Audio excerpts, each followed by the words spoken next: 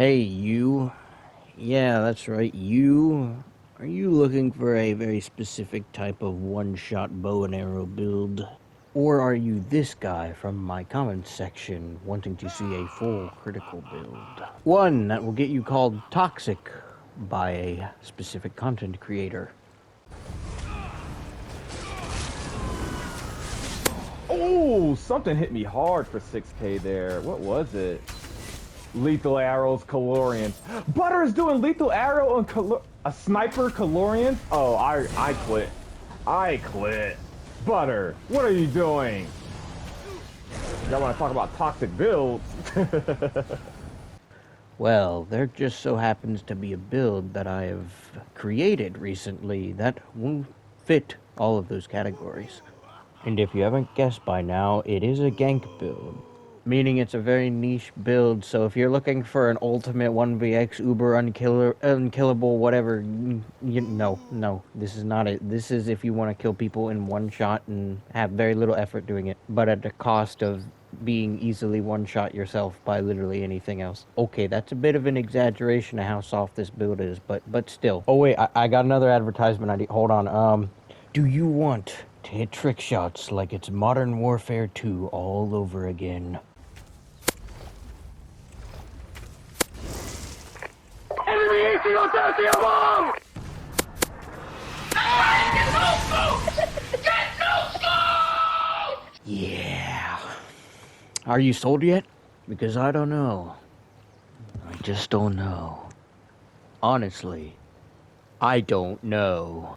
But we'll answer that question together, because we will. Lovely introductions aside, yes, this build is very specific on how you should be able to play it. You can't really swap too many things around without the build completely needing to be reworked. It is a full crit spec build, meaning it is critically focused, whatever that means. It's got a little bit of both, high crit chance, and it can hit the crit cap. And it do what it's designed to do, and it do it very well. Indeed, it do. So, if you end up enjoying this video, and you end up enjoying my content, if you bother to watch it, please consider subscribing, and leaving a like on this video, and leaving a comment if you want to, because I might get back to you, I might not, I don't know, it depends. So, you need more proof this build still does what it's advertised to do. Here's some more clips. And by the way, one shot meaning really hard-hitting, fast-hitting burst combo, okay? There is a very small window that someone can actually get out of this combo. But it's very unlikely if you do it right. Hey, turn up that beat though, Brett. Man, all these rappers be like, I want a bad chick, I want a big booty. I don't need none of that. She covered up nice with the skirt long. JC panty shoes, got them J's on. If you were my girl, you know what it do. Show you a bunch of kindness and I respect you. Good morals and smart, send them my way. Don't need double D's, I want straight A's. It's a good go, I'll be scoring. Slam dunk, Michael Jackson. Open your door to the day I die. Take my jacket anytime. Tell me all your secrets and I'll keep them locked down deep inside. When you need a shoulder tissue,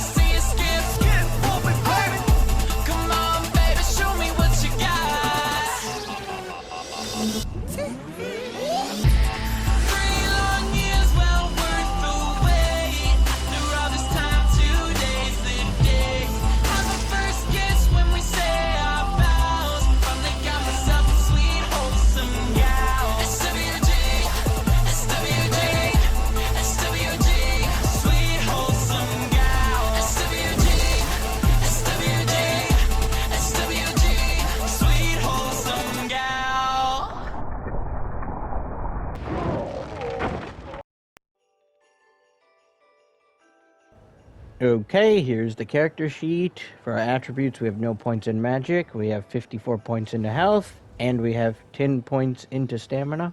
These are the unbuffed stats of the front bar. Here are the unbuffed stats of the back bar. Buffed up just a little bit here on the front bar. These are the stats. This is with a little bit of buffage on the back bar. And do note that these stats dramatically increase while in combat. On this build, we are a vampire. We are currently stage 2. You could be stage 3 if you wanted on death. I'm stage 2 at the moment. We are a vampire because the passives that you get from being a vampire pair extraordinarily well with being a Nightblade and especially a Gank build. So be sure to fill out those passives. For the Mundus stone, we are using the shadow, which will increase our critical damage and healing done. I can't recommend anything other than this because this really helps scale the power of the build. If you couldn't tell by now, we are the Khajiit, the cats, for the passives that we get, which scale really well with the Nightblade and what we're going for, especially for ganking. Robustness for sustain, lunar blessings for more max stats, and feline ambush, very powerful with scaling for the crit damage and the detection radius, which is very underrated. Okay, for the food, we are using Jewels of Misrule. These are taking the place of Orzorga's Smoked Bear Haunch, because Orzorga's Smoked Bear Haunch is fairly expensive to make. So we are using the Jewels of Misrule as the poor man's version of that. If you can afford to make a bunch of these foods, go ahead and do that. Since we are a vampire on the build, I tend to keep a few of these on hand. These are very helpful. This will instantly transform you to stage 4, and the Purifying Bloody Mara will do the opposite, but it'll take you down by 1 stage, allowing you to have control over your vampirism without needing to feed. And for the potions, we are using Tri-Stat potions, very solid all-around potions, useful for this build especially because our sustain is taxed because we are a vampire. And make sure you pick up the medicinal use passive to get more mileage out of your potions. And poisons are optional. If you were going to use poisons on the front bar, use the Drain Health poison. It's very good. Hey guys, and welcome to my video. On our front bar, we have Callurion's Legacy Bow with a shock glyph. It is sharpened. We have a shock glyph because it procs minor vulnerability and gives us a lot more burst from stealth. And I could do better at showing tooltips for builds, so here you go. On the back bar, we have Veda Shrine's Great Sword with a weapon damage enchantment. It is powered, and it is powered because our healing is doo-doo. For our head, we have a medium Balorg's Mask with a Tri-Stat enchantment, and it is Divines for the one-piece weapon damage. On our chest, we have a Leviathan Jack. It is Tri-Stat enchanted, and it is Divines. And here is your critical focus. On our shoulders, we have Leviathan Arm Cops with a Stamina enchantment, and those are well fitted. For our belt, we have Callurion's Legacy Sash with a Stamina enchantment, and it is well fitted. For the hands, we have Leviathan Bracers with a Stamina enchantment, and they are well fitted. For our legs, we have Leviathan Guards with a Tri-Stat enchantment, and those are Divines. For our foots, we have Leviathan Boots with a Stamina enchantment, and those are Divines. For our necklace, we have Callurion's Legacy Necklace with a weapon damage enchantment, and it is infused. For our first ring, we have Callurion's Legacy Ring with a weapon damage enchantment. It is infused. And for our last ring, we have the Ring of the Wild Hunt with a Stamina Recovery enchantment, and it is swift. And I can't really give any recommendations for anything that you should change in this build. This build is very particular, and these are the sets that it needs to function properly. So there's not much you can change. On our front bar, we have Crushing Weapon. This ability right here is very critical to the build. This is your combo starter, because you can't CC from stealth anymore just by using Lethal Arrow or a light attack. So now we use Crushing Weapon because it gives us that effect. But it takes its spot really good, and also using Crushing Weapon, since it's a Psijic skill, will also give us access to Spell Orb, which adds more damage and more burst to our build, so make sure to get the passive. Next, we have Camo Hunter, as it buffs our bar for simply being slotted, and attacking someone from behind will give us minor berserk, increasing our damage, and it gives us access to the Fighters Guild passives, which just helps us overall. Next, we have Impale. It is a ranged execute. It is very powerful even for a stamina spec, and also having it slotted gives us our passives from the assassination tree, giving us more critical chance, and also whenever we kill somebody with it, we restore some resources. Next up, we have Lethal Arrow, a very, very, very, very, very potent spammable skill for this build. Next up, we have Relentless Focus. This is our burst skill. While active, it gives us more weapon damage, and it's very good because it also gives us access to more crit chance with the assassination passive. For our ultimate, we have Incapacitating Strike, because while it's slotted, not only does it give us access to more crit chance, but also Reeve, which will give us resources whenever we light or heavy attack somebody. And you can find use for it too in combat, because it's Incapacitating Strike. On our back bar, we have Race Against Time. This will give us Major Expedition, allowing us to run really, really fast. Minor Force, allowing our crits to hit even harder, and also allowing us to just get away from people who snare us. Next up, we have Resolving Vigor. This is our heal over time.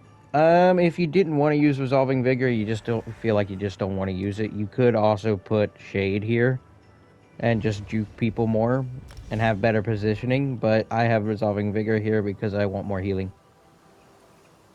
Next up, we have Leeching Strikes. This is our sustain skill, and you can spam this to build up frenzied momentum stacks. Next up, we have Rally, giving us Brutality, increasing our weapon damage, giving us Endurance, increasing our stam recovery, and it's a burst heal and gives us access to frenzied momentum. And the reason this build is so very good is Shadowy Disguise, allowing us to go invisible and negates literally everything. Very good. And for our back bar ultimate, we have Soul Tether here. It doubles as a good heal and some good crowd control if you're outnumbered, but also the passives that we get for having a siphoning ability slotted will help with our healing. And it should go without saying to grab all the passives that you possibly can for this build.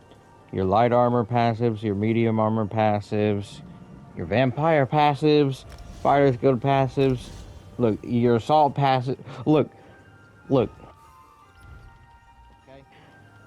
The important passive here, though, I'd say if you're gonna run Orzorga's Smoke Bear Haunch, is to just get the Gourmand passive, because that food is really expensive, and you want to make sure you get you want to make sure you get your worth out of it. Okay, and for our champion points in the role player tree, we have Master Gatherer, Treasure Hunter, Plentiful Harvest, and Steed's Blessing. And you see this little star right here, you might want to think about investing into that. Okay, and for the sweaty tree, we have Fighting Finesse, Master at Arms, Deadly Aim, and Untamed Aggression. Untamed Aggression and Backstabber are really interchangeable. With Backstabber slotted, you will hit the critical cap, which is very cool. For the potato tree, we have Celerity, Relentlessness, Sustained by Suffering, and Slippery. You could replace Slippery with either Boundless Vitality or Survival Instincts, but I like Slippery because I like to get away from people. And that will be the champion points. Okay, so before I forget, here's the combo for the build, or at least how you use it, so that way you can gank people from stealth. So you're gonna buff up as you would normally, right? So after you're done buffing up, you're gonna light attack, and then you're gonna press your crushing weapon. You could use crushing weapon and then light attack, but it's a good habit to get into light attacking and then crushing weapon, because sometimes the light attack won't travel to the target in time, and the only thing that will hit is the light attack, and you'll wonder why your target didn't get stunned. But anyways, say those first couple hits go off successfully, your target is stunned. Next, you're gonna go ahead and pelt them with one more light attack really quickly. Then you're gonna lethal arrow, light attack, lethal arrow, light attack until your merciless is ready. Then you're gonna use that, which is your R1, my R1. And when they get low enough, you're gonna start mass and circle in between light attacks. It definitely takes some getting used to figure out this combo and being able to time things right, but most of it is kind of just RNG based. Sometimes every single one of your hits will be a critical strike and you'll nuke your target. Sometimes like only like a couple of them are going to be critical strikes and they won't die, and then you have to reset and try again until they die. yeah. So on that note, I'm gonna go ahead and give this build its approachability rating, and I'm gonna put it at a comfortable 2 stars out of 5, simply because there's not much you can do to adjust this build to make it really work for you, because it's so specific how it's set up that if you were to tinker with just one thing, it wouldn't be as potent as it is. I don't know, maybe you could prove me wrong and you could probably make something more effective out of this using it as a baseline, but if you do that, go ahead, and I need to know. We need to know. But still, yeah. So this build, it's very fun to play, it's very entertaining to get those combos to go off, and overall, it's a great option if you're looking to switch things up and have a bit of a different experience for PvP for once. I mean, the gear required for this build could be a bit of a hefty price tag for some of you guys, but I would recommend, if you have the gear and the time to put this together, that you should go for it and try it and see what happens. It's a lot of fun when you do finally land those hits and those combos, like I said, and especially when everything lands together. It's just But yeah, okay, that's my one-shot sniperable build for The Elder Scrolls Online. I like it. It's fun, and I haven't slept in about 36 hours, so I'm going to bed. Good night.